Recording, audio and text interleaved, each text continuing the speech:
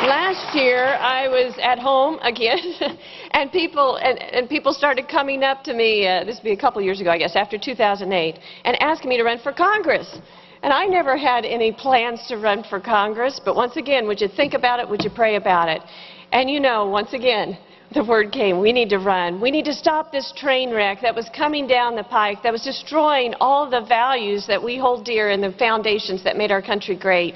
This time, though, it would be going up against a 34-year incumbent, been the only congressman in my voting lifetime, that was a chairman of a very powerful committee here that had a lot of money in the bank, and Nancy Pelosi helping him.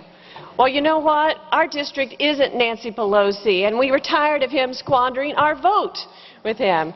And so we ran, and people joined us and worked hard, and on Election Day we won by 5 percentage points. And I'm so honored to be here.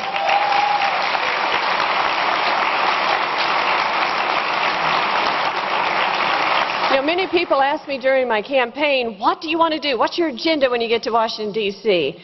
And I thought about it, and I said, you know, I'm not really going with a to-do list. I'm going with an undo list. We need to undo a lot of the onerous policies and regulations that's coming out of this administration. We need to reverse course and get back to the Constitution and back to those things that federal government should be doing and leave the other things to the state and the private industry. And so part of what we have to undo is the onerous policies and the tax against the family. And so I've been honored to co-sponsor several pro-life pieces of legislation to stand for life. I've been proud also to continue to stand for the traditional family.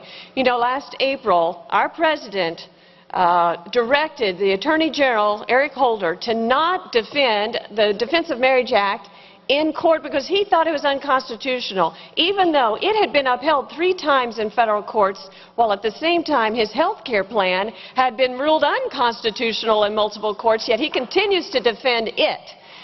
That is wrong. It's not up to the president to determine if something's constitutional or not. It's the courts to determine that.